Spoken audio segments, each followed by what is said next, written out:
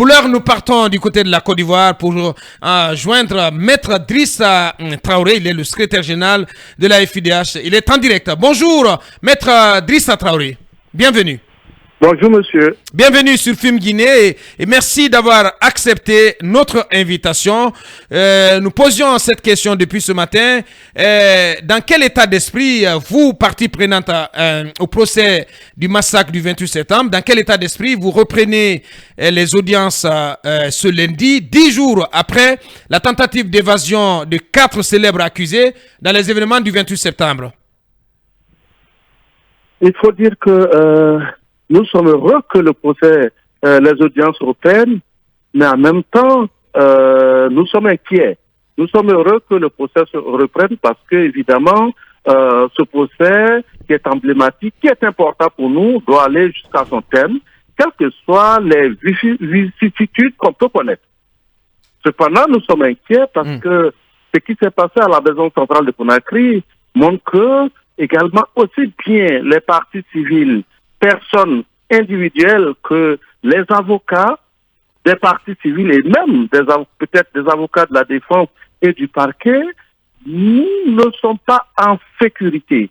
Parce que un lieu aussi sécurisé, en tout cas comme cela laissait entrevoir, a pu être attaqué et des personnes sont sorties. Que va-t-il advenir si des parties civiles ou des avocats sont attaqués qui n'ont pas une sécurité. Donc, nous sommes inquiets. Bien. Mais nous sommes déterminés. Oui. Alors, à quoi vous attendiez ce matin à la reprise de ce procès? À quoi vous vous attendiez en termes de dispositifs sécuritaires? Nous pensons que la sécurité devrait être renforcée. Une sécurité renforcée, elle peut être physique, mais également, elle peut être pratique. Et donc, ce matin, évidemment, selon tout ce que on a pu avoir comme information sur le plan physique, on ne voit pas la différence avec les autres jours. Nous espérons que de façon pratique, en tout cas, dans l'opérationnalité, les choses ont changé. Et nous espérons surtout que aussi bien le garde des Sceaux que le coordonnateur de l'organisation de ce procès prendront les mesures en liaison avec les avocats et les parties civiles pour assurer la sécurité et revoir la sécurité de tout ce beau monde qui participe à ce procès important. Bien. Manu. Est-ce que vous pensez que, comme l'ont demandé certains avocats de la partie civile, parce que vous parlez de sécurité sur le plan physique, et sur le plan pratique, est-ce que vous pensez par exemple que l'acquisition de nouveaux matériels, de nouveaux scanners par exemple, pourrait efficacement répondre à cela pour éviter que toute personne qui a accès à la salle d'audience, au moins, ne soit pas armée de quoi que ce soit? Oui, il y a cela qui peut être important, mais il y a également la vie en dehors du palais.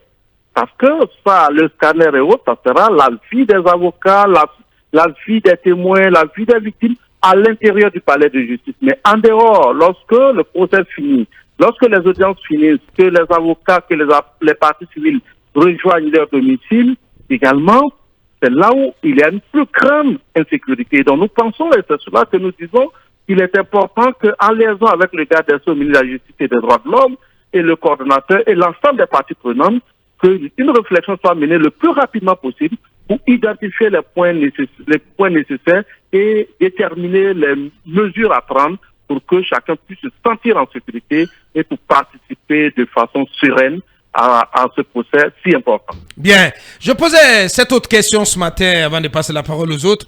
Le fait que le colonel Jean-Claude Pivy, le seul parmi les 4 qui avait été concerné par les événements du 4 novembre, le fait qu'il reste toujours dans la nature, qu'il court toujours et qu'il soit toujours activement recherché, pensez-vous que cela fait peser un climat de doute sur ce procès, sur la sécurité de ce procès? Oui, pas de doute sur le procès parce que la responsabilité pénale est sur la sécurité du procès. Chacun répondra. Maintenant, sur la sécurité, évidemment, parce que beaucoup de choses se sont dites, des avocats ont posé beaucoup de questions, les parties civiles sont intervenues, certaines parties civiles ont clairement indiqué le nom du colonel Claude Pivy, évidemment. dans toute cette situation, il est évident que les victimes, les avocats des victimes sont inquiets parce que on se dit à tout moment, des choses peuvent intervenir et donc on est inquiet. C'est pourquoi je préconisais qu'il y ait un rapport, une réunion urgente entre le garde des Sceaux, ministre de la Justice et des droits de l'homme, les avocats, le parquet, le tribunal pour identifier les points qu'il faut pour que la sécurité soit garantie, pour que la sérénité revienne. Bien. Maître Drissa Traoré, avocat et secrétaire général de la FIDH, il était à notre compagnie ce matin. Grand merci à vous, maître. Merci pour votre disponibilité habituelle. C'est moi qui vous remercie. Bien. Bonne continuation. Manu.